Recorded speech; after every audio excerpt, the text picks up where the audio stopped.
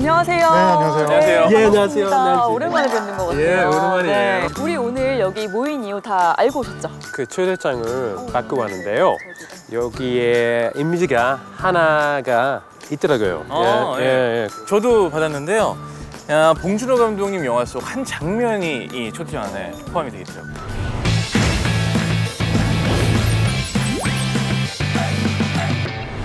저희가 본격적인 토크를 위해서 근처에 있는 카페로 들어왔는데요.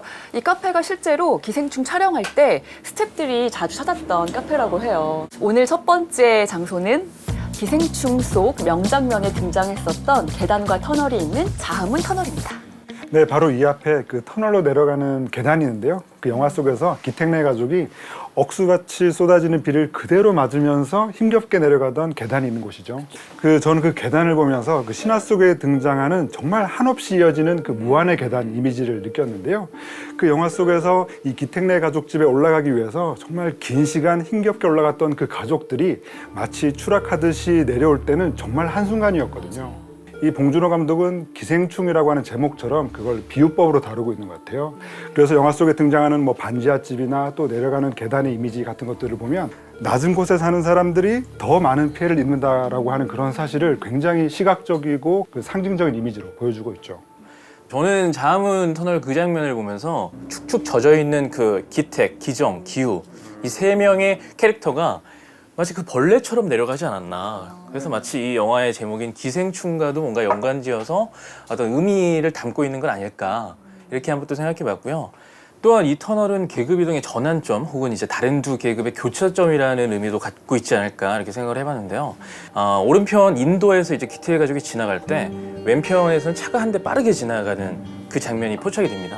그 장면을 봤을 때 한편으로 이제 기택 가족이 뭔가 차라도 있었다면 아니면 뭐 돈을 좀 더 가지고 있었다면 뭔가 계급 이동이나 이런 것들이 좀 더 상승할 수도 있지 않았을까 이런 상상도 좀 해봤어요. 네, 저도 뭐 두 분이 말씀하신 거를 동의하면서 좀 같은 맥락에서 이 터널이 갖고 있는 상징성이 있잖아요. 많은 영화들에서 터널을 사용을 하는데 봉준호 감독님도 그렇고 그 약간 휘어있기 때문에 어떤 공간으로 이어질지 알 수 없고 그 끝에 뭐가 있을지 알 수 없는 거예요. 그래서 그 터널로 진입하면서 그 암담함과 이 가족이 앞으로 어떻게 될지 모르는 그 상황을 잘 암시했다고 봅니다. I think tunnels and apartments or basements, I think really capture Bong Joon-ho's style visually, but also thematically as well. They're very confined spaces, which he often he collides it with or puts together with these more open spaces. And so you have the stairs, and they're walking down the steps, and then you have this enclosed space, the tunnel. And I think it just works really beautifully in terms of his narrative structure. 와, 굉장히 좋은 해석이시네요. 최근에 온라인에서 핫한 영상이 있는데 혹시 보셨는지 모르겠어요. 그 한국관광공사에서 제작한 Feel the Rhythm of Korea 그 홍보 영상 이제 서울 편이 있는데요. 저희가 앞서 다녀왔던 자흐문 터널의 그 계단이 담겨 있더라고요.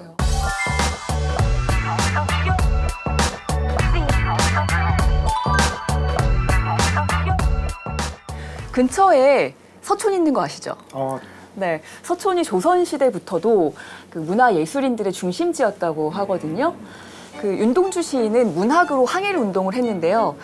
기생충은 어떻게 보면 영화를 찍어서 어떤 사회적인 문제점들을 지적했었던 그런 문화 운동이라고 할 수 있을 것 같은데 함께 들러보시면 좋을 것 같아요. 또 서촌하면 궁궐을 빼놓을 수가 없는데요. 이 서울은 전 세계에서 유일하게 무려 5개의 궁궐이 한 곳에 모여있는 도시라고 하거든요. 경복궁 근처에서 한복을 빌려 입으시고 통일시장에서 도시락 체험을 해보시면 굉장히 좋을 것 같아요.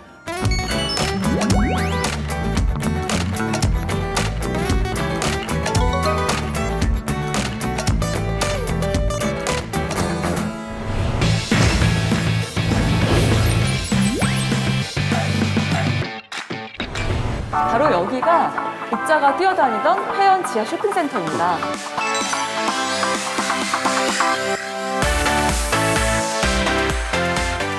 옥자의 촬영지인 이곳 회원 지하 쇼핑센터에 대해서 본격적으로 이야기 나눠보도록 하죠. this scene is one of my favorite scenes from the film, and I think it really captures what Bong Joon-ho is very, very good at. You have this confined space, it's underground, and there's chasing. There's so much running in his films, and I think these kind of collide, and it generates lots of tension, and it makes it richly entertaining. 그 명동이 시내 한복판에 있잖아요. 그래서 한국 사람들에게는 가장 번화한 곳으로 알려져 있고 쇼핑하러도 많이 오고 외국인 관광객들에게는 뭐 필수 코스 중에 하나죠, 관광에. 이렇게 잘 알려진 곳인데 그러다 보니까 옥자가 추격을 피해서 도망 다니고 하는 그런 그 난리통 표현하는데 가장 적절한 곳이 아니었나 싶습니다. 네, 저도 평론가님 의견에 동의하고요. 저는 이 회원 지하 쇼핑센터가 선정된 이유는 뭐 두 가지 정도로 생각해 볼 수 있을 것 같아요. 첫 번째는 이제 하강의 동선을 강조하기 위해서가 아닐까. 영화 초반부에 천장이 없는 높은 산속에서 자유롭게 길러지는 옥자의 모습이 등장을 하잖아요. 하지만 꽉 막힌 지하에서 느껴지는 답답함과 차가운 도시의 이미지가 강조되는 이곳으로 옥자를 계속 내려보내면서 가두게 되는 거죠. 봉준호 감독 역시 그 인터뷰를 통해서 밝히셨는데 이 자연과 도시, 이 두 세계를 대비시키기 위해서 이 회원 지하 쇼핑센터를 장소로 설정하셨다고 합니다. 두 번째 이유는 슈퍼대지 옥자의 크기를 부각하기 위해서가 아닐까 싶은데요. 이 내용 역시 봉준호 감독의 인터뷰를 통해서 제가 들었는데 회원 지하 쇼핑센터가 좀 오래된 장소이다 보니까 천장도 낮고 이제 폭도 좁고 이런 공간이 필요했던 모양이에요. 특히나 슈퍼대지 옥자의 크기를 부각하기 위해서는 마침 이런 장소가 적합했던 거죠. 크기가 거의 코끼리 정도 될까요? 천장이 부딪혔었죠. 그리고 또 우리가 앞서 기생충의 촬영지를 보면서 이 하강하는 계단의 이미지라던가 이 반지하방이라는 설정의 의미 같은 것들을 좀 살펴봤었는데요. 그런데 이 기생충보다 앞서 만들었던 이 옥자라는 작품에서 길게 이어졌던 추격전의 종착점이 바로 이 지하 쇼핑센터라고 하는 것도 굉장히 의미심장한 것 같아요. 또 이 옥자가 지하 쇼핑센터에서 이 유리문에 이 부딪히는 장면은 그 전까지 정말 자유롭게 뛰어놀던 이 옥자가 완전히 새로운 난관에 부딪힐 거다라는 걸 좀 잘 보여주고 있는 것 같죠.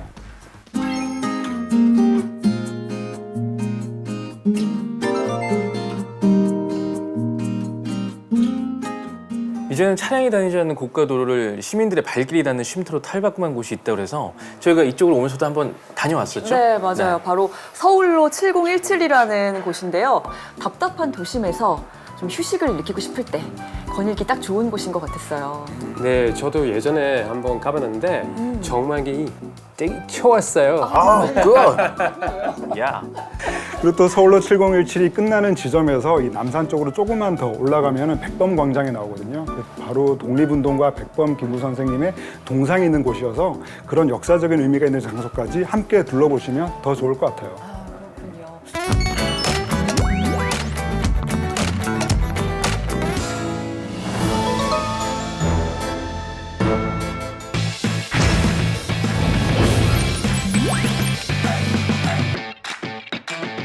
여기 한강에 있는 괴물 동상 앞에 오니까 처음 영화 괴물을 관람했을 때가 떠오르거든요. 그때 굉장히 혁신적이었던 생생한 괴물 CG가 장안의 화제가 됐었죠. 네.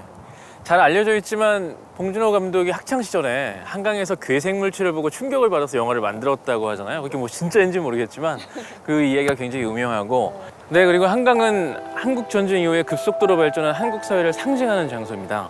그래서 한강의 기적이라는 얘기도 있죠. 그런데 그 한강의 기적이라는 게 진짜 제대로 이루어진 것인가? 이거에 대해서 봉준호 감독은 반문을 던지고 있는 것 같습니다. 영화에서 등장하는 한강은 우리가 이제 일상에서 맞이했던 한강의 모습과는 많이 다른데요. 괴물의 그 차갑고 어두운 모습들, 그 모습들을 강조하면서 그런 한강의 어두운 면을 담다 보니까 이것이 역시 한국 사회의 이면을 이야기하기 위한 연출로 보여진 것 같습니다. 맞아요. 한강은 서울이 가진 풍요로움과 또 발전의 상징이기도 하면서 서울 시민들이 일상에서 누리는 어떤 휴식의 공간, 어떤 즐거움의 공간이기도 하죠. 그런데 영화 괴물에서는 또 수심이 깊고 다리가 많다 보니까 괴물이 숨어있기 좋은 공간으로 또 표현되기도 합니다. 이 괴물이라는 영화는 다시 보면 볼수록 이 괴수 영화라고 하는 장르에 갇혀서 그동안 보지 못했던 새로운 것들을 계속 발견하게 되는 영화거든요. 특히 봉준호 감독의 영화 속에서는 이 공권력의 부재나 이 무능함 같은 것들이 등장하는 장면들이 굉장히 많은데 이 괴물의 경우에도 이 가족들이 국가나 사회의 도움을 전혀 받지 못하고 자신들이 직접 문제를 해결하거든요. 이런 점들을 두고 봉준호 감독은 자신의 영화 속에서 약자들이 보호의 릴레이를 펼친다라고 표현하기도 하셨죠. 바로 그 점은 역시나 가족들이 악전고투하는 기생충의 그런 모습들하고도 연결된다고 할 수 있겠죠. 봉준호 감독님의 모든 영화들은 일정 정도는 성장 영화 같은 그런 측면이 있다고 생각을 하는데요. 그 중에서도 이 괴물이 주인공 강도의 뒤늦은 성장을 그리고 있는 영화라고 한다면 정말 영화 속에서 이 딸의 죽음이라고 하는 끔찍한 대가를 치르고서야 성장을 하기 때문에 봉준호 감독님의 영화들 중에서 가장 가슴 아픈 성장 영화다라고 할 수도 있겠죠. Yeah, The Host is a hugely significant film for the Korean film industry.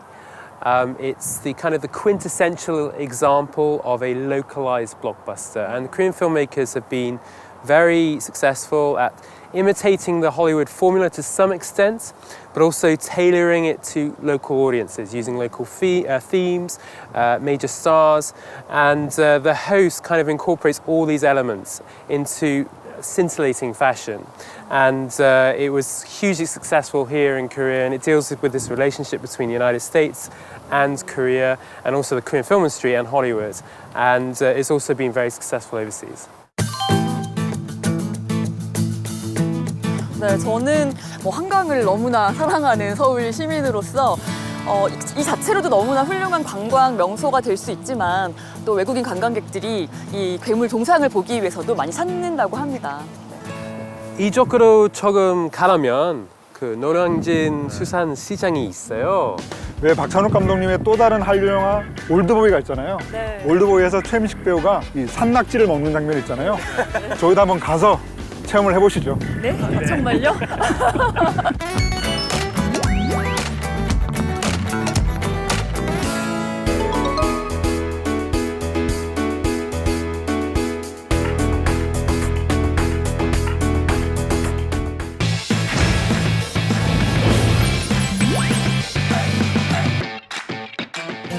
너무 아름답네요. 네. 와, 그러니까 이것이 영화 살인의 추억 속 쓰레기 매립지라는 거잖아요. 맞아요. 2003년도에 살인의 추억이 만들어졌으니까 그동안 시간이 많이 흘렀는데 그동안 서울시 도시재생 사업의 일환으로 쓰레기 매립지를 이렇게 아름다운 공원으로 바꿔놨다고 합니다. 제가 기억하는 영화 속 이 장소는 굉장히 짧게 등장했지만 인상이 깊었던 곳이었는데요. 극중 태우는 증거를 찾기 위해서 이곳에 오게 되잖아요.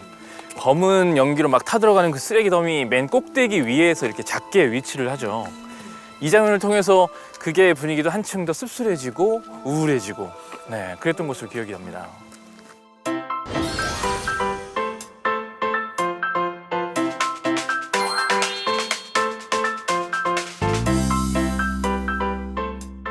영화 살인의 추억은 과학수사라는 말 자체가 없던 시절에 그야말로 전 근대적인 수사의 막장을 보여준다고 할 수가 있겠는데요. 실제로 영화에서처럼 경찰들이 이 용의자를 특정하기 위해서 점쟁이를 찾아가서 점괘를 보고 또 실제로 이 증거를 조작하려는 시도까지 했었죠. 저는 영화 속에서 이 쓰레기 매립지 장면이 가장 답답했는데요. 왜냐하면 아무리 길을 써도 범인을 잡을 수 없었던 이 형사들의 막막한 신경을 대변함과 동시에 관객 입장에서는 이 사건이 영화 속에서 결코 해결되지 못하겠구나 하는 그런 강력한 복선으로 작용했던 것 같아요.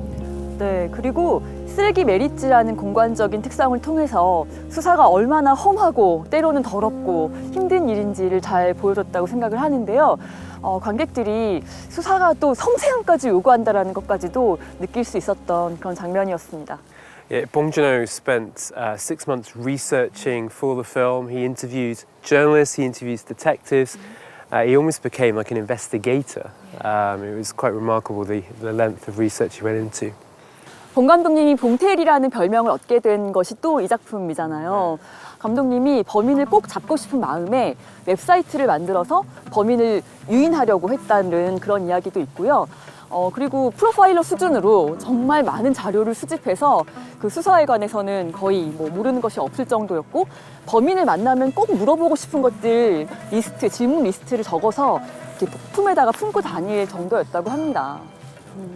The film also explores Korean history, and what Director Bong does is something quite remarkable. The film is very dark. It explores this very dark period of Korean history in the 1980s. There's a serial killer on the loose.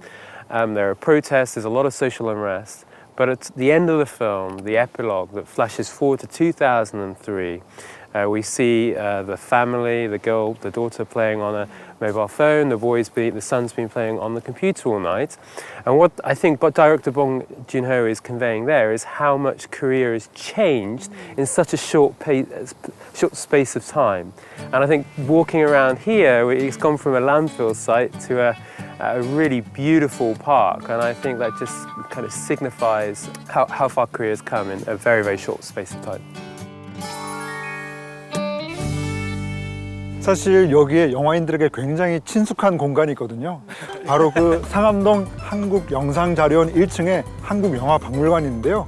거기도 한번 둘러보시면 정말 볼 것들이 굉장히 많죠.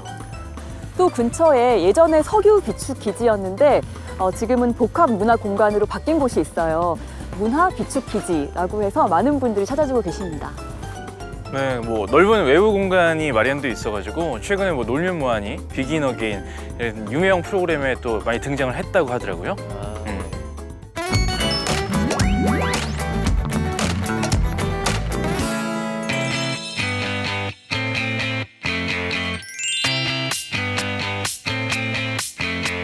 네, 오늘 봉준호 감독님의 영화 촬영지 4군데만 갔을 뿐인데요. 다니면서 떠오르는 또 다른 영화들이 너무 많아서 왜 서울이 영화의 도시인지 잘 알 수 있는 그런 하루였습니다. 요즘 휴육도 그렇고 해서 바깥 활동을 하기가 좀 어려운데 이렇게 오랜만에 나와서 굉장히 좋았고요. 특히나 봉준호 감독님 영화 속에 등장하는 촬영 장소를 하루 안에 다녀올 수 있다는 것도 굉장히 큰 매력이었던 것 같습니다. 봉준호 감독님 영화 많이 봤는데 서울의 로케이션들이 못 가봤어요. 그래서 다음에 영화 보면 제 생각이 많이 다른 것 같아요. 그래서 너무 좋아요. 봉준호 감독 영화 투어는 촬영지뿐만 아니라 서울의 역사와 전통을 알 수 있는 주변 관광지까지도 둘러볼 수 있어서 외국인들에게 정말 좋은 추억이 될 것 같습니다.